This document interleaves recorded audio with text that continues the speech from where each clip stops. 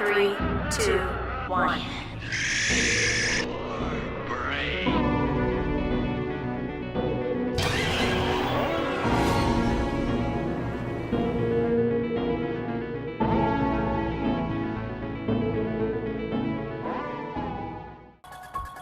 The Ghost Pirate Entertainment presents Horrorween! This is episode 13 of 13!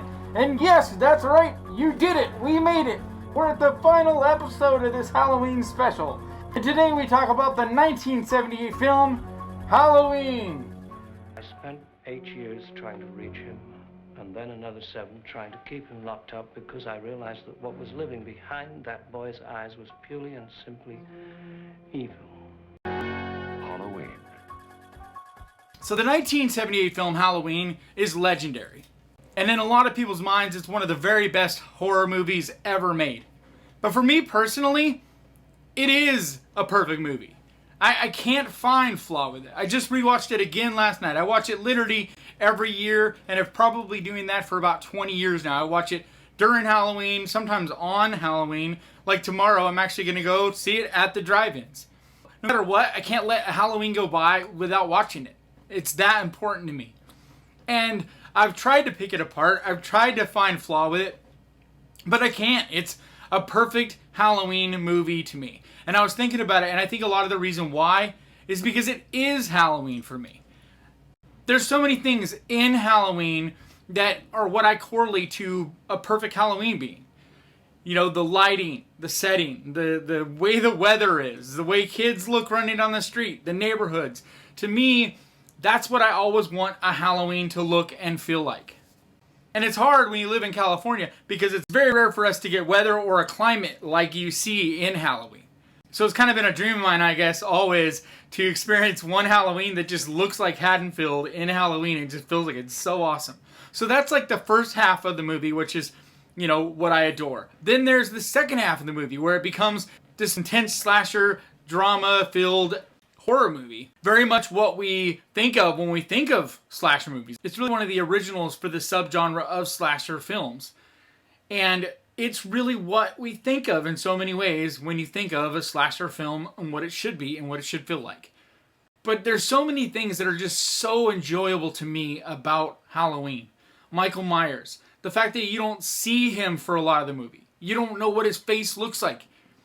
And if you've never seen it before, you don't even necessarily think he's wearing a mask.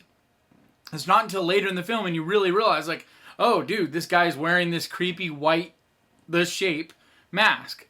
Really, that first scene when she looks out the window, you could see he's kind of got a mask on, but it's from a distance when she's looking out of the school. It's from a distance, so you still aren't really sure what that mask is or if it's a mask at all. And there's just so much mystery to that. And the pacing, it never rushes. It really allows everything to slowly germinate and just really evolve into this rich, full story. And there's just so much I love and enjoy about that.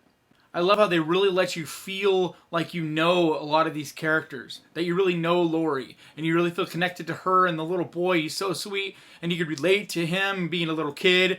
You know, wanting to carve pumpkins and watch scary movies and all of that with the older people you look up to. And they just really, I don't know, to me anyway, I really just connected to these characters and always have. And no matter how many times I watch it and rewatch it, I just feel connected to them. And then Michael Myers, when he starts to attack, he's just terrifying because you don't know what's going on with him. He doesn't talk. So there's just this constant mystery of the unknown, of what he's doing, what's coming next. Because he doesn't talk, because he's so silent and just eerie, there's just this great white shark predator feel about the way he is. And then one of my favorite things that I think you don't even really think about a lot of times, you know you enjoy it, but you don't really think about it because it just is so much a part of this movie, but the score, the musical score. To me, that might be the best thing John Carpenter did. Because in so many ways, it is what creates that mood and the feeling. Because if you watch this movie and think about it without the music, it just doesn't have anywhere near that same terrifying, creepy, eerie, ominous feel that it does because of the music that he puts in there. And then talking about the mask. The Michael Myers mask might be my favorite horror mask of all time. There's just something about it because it's just kind of the shape, you know? It's just kind of doesn't have a lot of emotion, doesn't have really anything. It's just this white, creepy, you know, expressionless face. But it still looks enough like a face. It's just that creepy, not quite human, not quite monster that just really puts you on edge and just never feels quite right. There's just so many things I enjoy about this. The acting is actually really, really good. And for a horror movie, it's one of the better acting performances you'll see from any slasher. Donald Pleasance, I just love him. He's one of those guys you just always are like, man, I wish he was my grandpa. Like, he just has this awesome feel about him. And just feels like he just really knows what the fuck is going on. He's just a character I've always really enjoyed as well.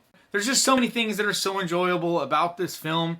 Everything from the beginning when Michael Myers first attacks them in that rainy night and that mood with the music and he smashes through the window on the car to the end when he shoots him and you think, oh, it's over. And then it's like, oh, nope, it's not. This is Michael Myers. Is this dude human? I don't know. It just leaves you with this feeling of things are not over and you just don't know when this is going to end or what's going to come next. And even when it's over, it just leaves you creeped out, leaves you wondering. You turn the movie off and you're opening your closet to check in there. You're looking under your bed. You just never really feel at ease for quite a while after this movie.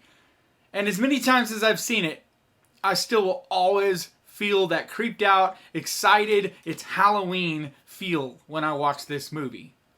So guys, I'd love to hear your memories with this movie. I'd love to hear what your feelings about it are. But I just love hearing from you guys, so leave something down there below for me to read. Don't forget to subscribe if you haven't already. It's the only way my channel can really grow is with your support. But like always, thank you so much for watching. Please crush that like button. And remember, horror can be fun. Happy Halloween, guys. I will see you next time. Come on out.